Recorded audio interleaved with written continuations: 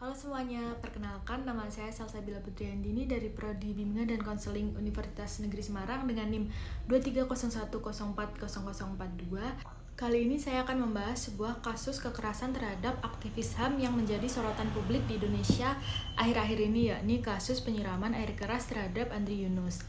Nah, Andri Yunus ini sendiri merupakan aktivis dari Kontras, yaitu sebuah organisasi yang bergerak dalam pembelaan hak asasi manusia, khususnya korban kekerasan dan penghilangan paksa. Ia dikenal sebagai sosok yang aktif menyuarakan isu reformasi di sektor keamanan dan demokrasi sipil di Indonesia. Namun pada tanggal 12 Maret 2026, Andri Yunus menjadi korban penyiraman air keras oleh orang tak dikenal. Nah, peristiwa ini bukanlah kejadian spontan, melainkan diduga adanya tindakan yang telah direncanakan. Berdasarkan rekaman CCTV, pelaku telah memantau pergerakan korban sejak sore hari. Nah, mereka mengikuti korban hingga malam hari, bahkan sejak keluar dari kantor YLBHI. Puncaknya sekitar pukul 23:37 waktu Indonesia Barat. Pelaku melakukan penyiraman saat korban berada di jalan menggunakan sepeda motor.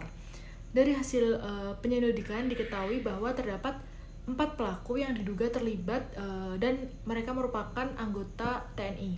Kasus ini kemudian dilimpahkan ke Pusat Polisi Militer atau Puspom TNI. Hingga awal April 2026, para pelaku telah ditetapkan sebagai tersangka dan ditahan. Namun kasus ini belum sepenuhnya terungkap. Nah, motif utama serta aktor intelektual di balik peristiwa ini masih belum diketahui. Bahkan muncul dugaan bahwa jumlah pelaku sebenarnya lebih banyak dan terorganisir.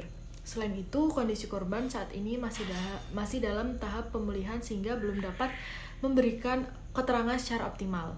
Kasus ini memang sangat ramai di media sosial sehingga memicu kritik dari berbagai pihak karena dinilai belum transparan. Bahkan ada desakan untuk membentuk tim gabungan pencari fakta agar kasus ini dapat secara lebih cepat diungkap secara menyeluruh.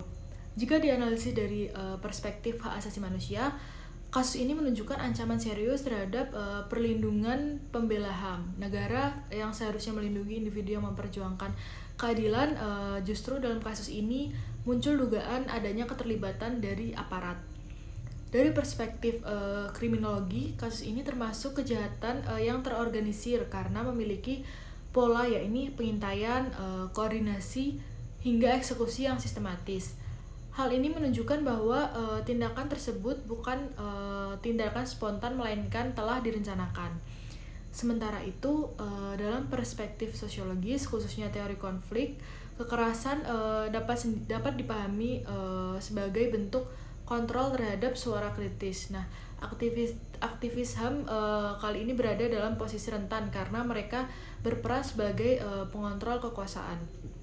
Selanjutnya, jika dilihat dari perspektif pedagogik, khususnya teori pedagogi kritis, pendidikan seharusnya tidak menjadi sarana transfer pengetahuan, tetapi juga menjadi alat pembebas dari penindasan itu sendiri.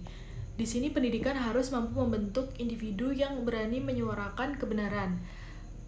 Selanjutnya, kritis terhadap kekuasaan dan peka terhadap ketidakadilan. Dalam konteks ini, kekerasan terhadap aktivis dapat dipahami sebagai bentuk represi terhadap suara kritis. Oleh karena itu, kasus ini menjadi pengingat bahwa pendidikan harus bersifat membebaskan, bukan membungkam. Sebagai kesimpulannya, kasus penyiraman terhadap Andri Yunus ini merupakan bentuk kekerasan serius yang tidak hanya berdimensi kriminal, tetapi juga berkaitan dengan isu hak asasi manusia, kekuasaan, dan demokrasi. Penegakan hukum yang transparan, pengungkapan aktor intelektual, serta perlindungan terhadap aktivis HAM menjadi hal yang sangat penting. Selain itu, pendidikan juga memiliki peran strategis dalam membangun kesadaran kritis dan mencegah kekerasan di masa depan.